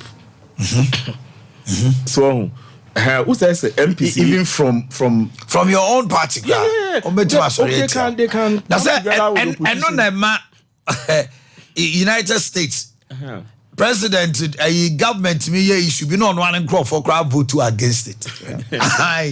How could vote to our say next my constituency of you? Let me tell you, Cabra. We want to say maybe a person democracy in the corner. You try see a middle grounds via at least ideas and a bay juma. Impo ewo mrashe bi dwem ho. You national policies are even from both sides. No, you build the consensus. Them koye strict partisan. Senior, the anami pesa me chere ne say. Eno no ama enkofo a wo mo kwa akoprim mrahye bidwam no ehua ba be hia pa not only for delegates no but for aban no aye ba be constitute no because then minister yes your hands will be tied e de any was you majority from so the quality of parliament extends to or will reflect the quality of cabinet. That's right. Democrat and my vet here and when hear me pa and I've shown a lot of interest in even questions or mubusa womo emu entinti mind back on it womo party need to me clear womo ema womo kujina me to abama womo and then your issue rate to be on constitutional grounds for disqualification of any panel. Now, Ubisa say, to a core vetting, no, it be anka the party, the vetting committee, you know, it probe year. Kumbi who say any pay ABA or dual cities because we are looking at even the constitutional threshold in Article 94. I know no bobo near maybe qualification yedi eco parliament and then yema will be one on to mean cause emrasi bidwani I was a san yema we ni nyina no eye at play let me tie questions ni bia na emu bebre no ano based on contribution to the party any idea and I was looking for more questions that would go into Article 94 si enkonko yi obi na echire no yenko hu no say constitutionally in nipa no kra no omfata okwa enyeyi but it's assembly sorry regarding one Mr. Kwenimbi I don't know if it's audit service or controller general or call for a seat somewhere since we drew and amanfo ashasi raise issue say he has to resign because baby owono a man of crime yes a man of crime party no nyanka ho hwe aye no fe because Supreme Court in ex parte senator we determine eligibility at the time of filing of nominations. Even said the beya enkoye no bi nko issue rate class at the time that you file steps now on qualify to send a chikwesi na mo so na mo de ko wo these are things that was a vetting committee no more madwin ko so yie pa me chro article bi on chikwesi in the year okay because me hu say pen bebre a man for yes who should bear the cost of perjury induced by elections who kuchantro na bijina ne ekoto abama se ne Ghana ni kroje na yakoto ama uko ya fi yiwi mu ase wo allegiance elsewhere ne ya prosecute ne edu akwakotu ne katwitwiri di na yeko body koto abade di obi musawo no ye teacher fu ya ne ye taxes kakra ye akọ finance wo perjury enti na me hwehwe law no me hu se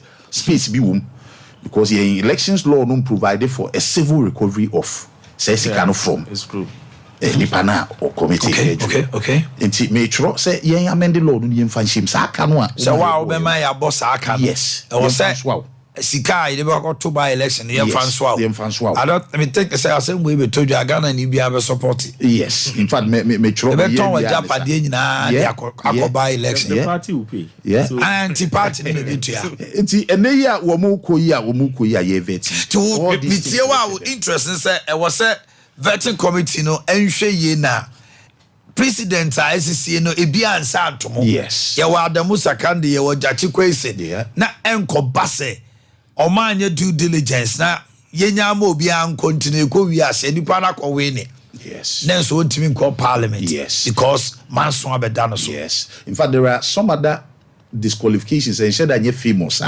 when two dia a bikra has to do with conviction of offenses be dishonesty and those things one we are people in Eguso but yebebu ye Eguso ko pim say somebody issues a writ on it na a constitutional inti no we ye won hwea enye eti ye probi ye pa omo documents omo de ba some even has to do with tax obligations omo bebre no awo nyuma omo bebre na personally yen tax laws no returns ya was a tax laws yi emra bebre wo mu a ya na yen heda emfa nye yi o eba ma nyosem obi wa ye pie obi bekwa na akwa ye asem so eniema we na senior me hwe se vetting committee no enhwe na wo mu entu wana mo na going forward ne de party ne wadwuma wo se ye eno de yaje atum se dwuma kese pa wo a wo se ye emu ba ko pa ne se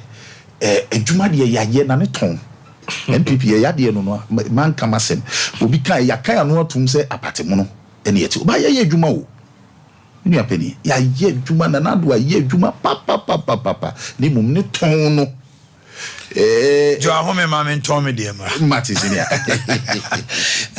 de beton se won ton ne ma ne de beton pa aluti na yare hwe de emutintiman ni nyina ye 21st clinic so obo modern kopie 21st clinic a chise ne etiawa efri utiri so bepemo na ase say ye diabetes pressure say ye hepatitis ulcer chronic headache yade pain na diama 21st clinic adam Sompa nipa dodo bodina botwi koye no yade fe ne sciatica efri woto ase twenwa kopemu nantini entini ne sawo keka o spine no ese eho ka na eho touch ma ne ya no chance ne ntemye cho se ma no kra be ka cho se awo no kra bia awo ya no beto no etimi ma wo to form to say the wanya stroke enu nti ena mfie bebre wode ayehwehwemu awie nti woton safre o sebra fa ma me wunua branti ohwan a saa yade ni ohawe ni wan koso a wohunu nti ko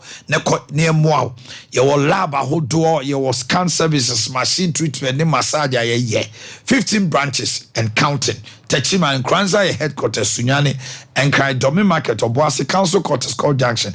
And we are overseas Alpha Radio in Tenwo Kumasia for 0540311311 0540311311. Fibo Ventures the Ashford Prince, Ashford Princess, Ashford Evidence Executive Galaxy Friendly toothpaste yɛwɔ diplomat nyina ho na wo use toothbrushes amabobo din akyerɛ wa ebia ebi wɔ ha no bristles no brills deɛ no ebi wɔ bristles no is upon no yɛde twi ese no ano ɔden paa ma smokers yɛwɔ deɛ yɛ dantamu deɛ wɔ deɛ mmerɛ mmɔfra nketewa nyina da eyi wo se ase nkae ma kama na wonya afri fresh herbal toothpaste a medicinal enti sɛ obi a wonya gum bleeding nom ne ade obi ana efia da wotɛkyɛma so ebe clear ni nyina mo numa e kama bomodin say number obefre no enie 024 15 oh, no okay 053 5452263 053 5452263 na bibia koso kama e de ama time herbal mixture ye de time herbal ba dwa so se ne malaria meko na nso wadi ne so nkoni mampa hooray udidi a won tin kan ye asaduane na wanum nya ode onum ayonyonyo ohonam tutu nya time herbal mixture afa time HH mixture e immune system support boama bema ba bia ho sisi no so fre 0244 417669 0244 417669 Kenjin and Agri drinking water na and sia bia bono bia jitum onum senso ya e wo hydrogen rich mineral like calcium magnesium potassium e ma unyini ma okala ye fe e ma oyem ntim chese wanum sua na try Kenjin and Magic drinking water labo se wanom oba de nsuo pepepepepepe ye wo Breman UGC Tafo New Road Abawa Route Junction 0241 449191 0241 449191 afetie me miso drink no de dewa ye wo mixed fruit ye wo mango ye wo 5G obi onum bibia de adanse se wanum super wanum drink papa na egu minimu sa na wi abosa na onya pa bia na spring rose bi ka wa wanya full meal sanse ye very taker be kind supermarket Abawa post office Samson manager Daniel 21st clinic KF Kunjun Rome Hotel Swami Nasachi Asafo Abinchi VIP car park or Kwakwach the company war Eastern region PNC Anomani taxi station Mama Esther or Outcome Royal Ventures Ultra Baptist University of Boakye for 0246 270221 0246 270221 Boris B Sibu chicken one BBC hey your thigh wings breast gizzard layers your full chicken wo now tum say one why we chicken broiler na layer Christmassy wow call say wow tum say you turn the panama na packaging no ni ade no enkan mo palace mall one kind in important ho nyina da monko na monko gemo de ho no mo delivery service ho door to door fra open do so po pekese restaurants ahodo ni mo amoye enuane ahodo no toboris bia odi adanse se edwa no asopa sansa no nsu de freye wo 05 344 05 344 Bantama Street Presbyterian Chenimu Dino Aswase Market so Santasi Runabout Poku Trading a Doom Ezimo Topai Shell Body Junction 05 344 BBC Fiakoko Kenvero International School YBA School on the 9th ya na Abofrano Panebra from Crest to Nursery 2 you was sick bay, our resident nurse play toys and Korano this year, dear mama dream be LED screens at church for their CCTV cameras at Chaho. You shark Korano near shed teacher needs to send your child there. Your child is assured. Say, Akorano be Kosku Asaba kama. Say, the Obabe Fabo Frano de Nakolo. Would be a team of Faba now banco ira. Would Diana say would do any better chronom capra, a bang wisdom.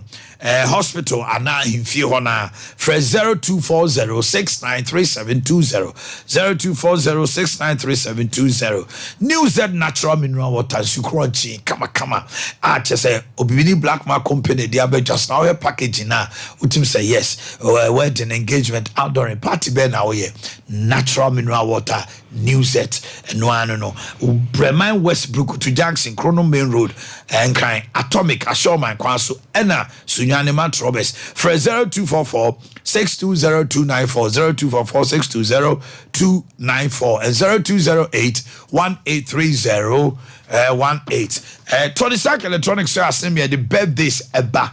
And obi di na woda mama boss na frame me my doctor enchene entwetwe nkomo. Na enno se opese woto property electronics dia. Look no further. Tony Sack Electronics. Your chest freezers, deep freezers, microwave oven, blenders, cookers, kettles, washing machines, your air conditioners are inverters, Wi-Fi. O plug in our ya and once you feel now money browser, won't go to a turbo beer and go to Ibia. O the answer say what two sound among way. Now I call Joe dear, doom a year new Melcom. Kumasi dankese no anase Wesley Methodist Susania ezi karam kwantimpo mo triangle ni di hwanimu ye wo cocoa runabout ye ni oyi terminal no di hwanimu e wo sunyane ena sphincter so ye wo depo kese nkran for 0500 309 309 0500 309 309 ene eye Winfred Nana Yaw Brefo of Prempeh College wawoda Winfred Nana Yaw Brefo o papa ne Yaw Brefo Sapphire Gardens and no my minimum of friend in your mountain Nana Yaw Brefo. Afei, happy birthday to Medo from your mother, Efia, a dresser, Medo. Udino no yo. Priscilla J of Asin Sibenso Central Region, senior sister Ruth Enosi Ochiao, Gianna Dufie Asari, Quating.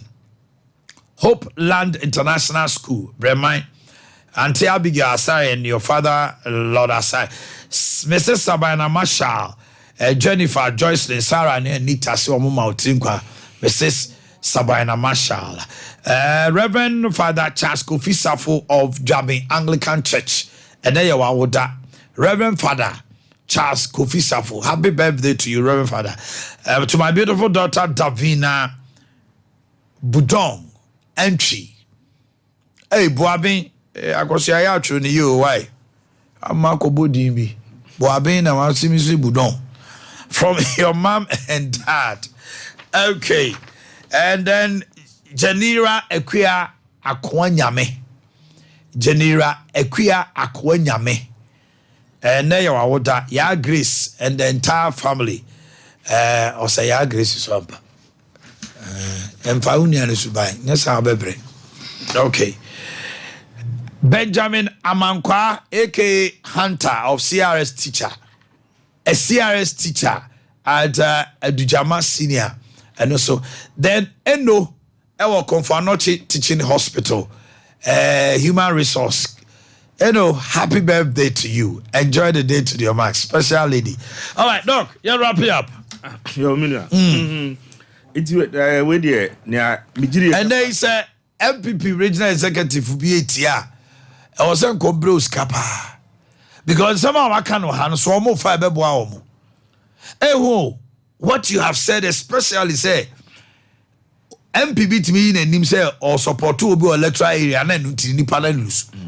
And the people normal who know me didn't come. I saw mum party no. I saw much MP BB. Isaac Central Region. I go for the winning in so much to TMP. And see, no just so much MP party no. That's why I Bema as a party descended down quickly now or effectively now or address those issues. No. Why not the delegates? Do the delegates ask the people before they vote? Who said? And I make us say, "I form dynamics in a different crowd." Would I study NDC or constituencies we are till now still only parliamentary candidates? I didn't hear strategically or train. Oh, MPP is why be from Nadia. So when I make party from Nadia, no, it is any other minion lawyer. I can from Nadia, no say MP Nibasi see as a contest for MPP. I also vacating the seat to a parliament. That's right. He told me yes, sir. So it also moved to her train. So it drew so those things are the issues. No, the way there I just said. And the party, for me, no, the party has really done well. No crap out here, all the problems around, and then the economic issues from 2021, 2022, no. The party has really done well managing the process. But a form your marketing KTB or her, senior American, it has to be addressed because there's something I always say. Your supporters and your voters. It is our supporters no uncle vote to Amawa. Asamato. So now some of your supporters they did not vote for your candidates. Local government elections, a caution. You have to turn those supporters into voters, and the time is now.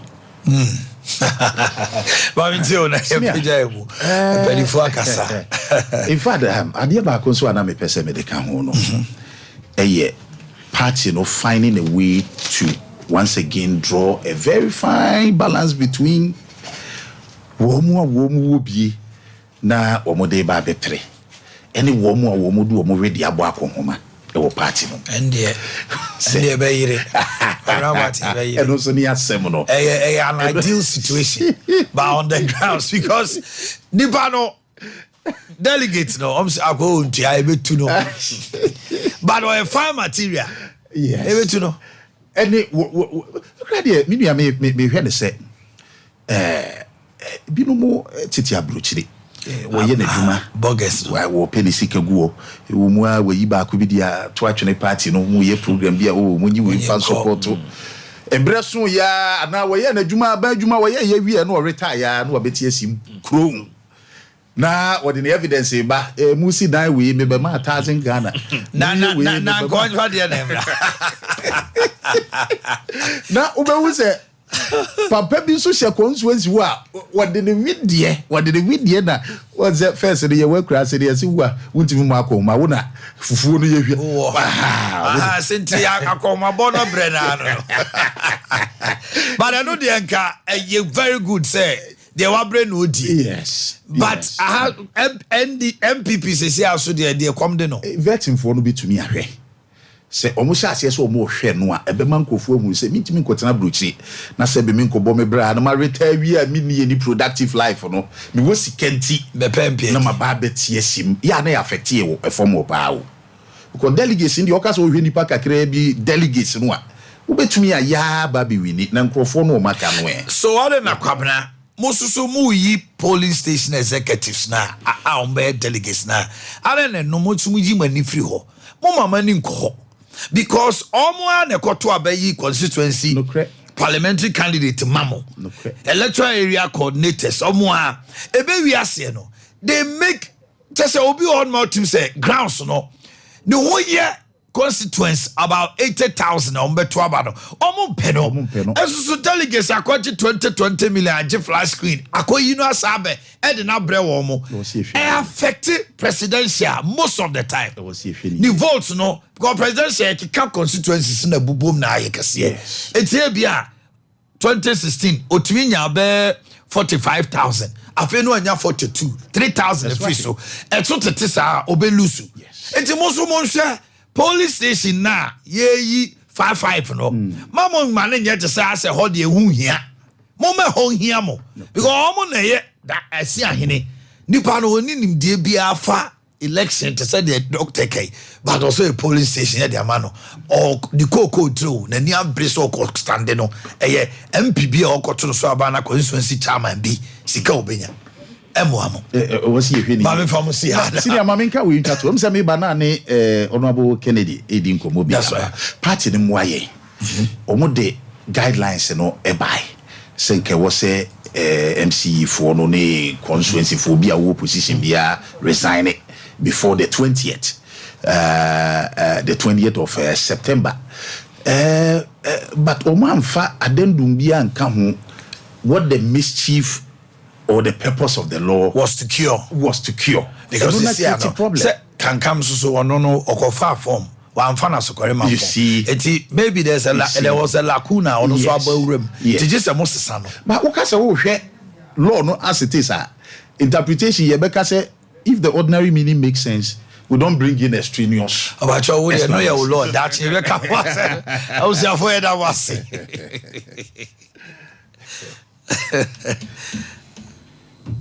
Hey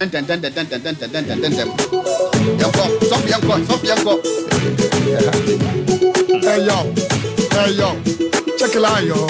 Abji, drink. Sompa, Abji, Mizo drink. Mizo.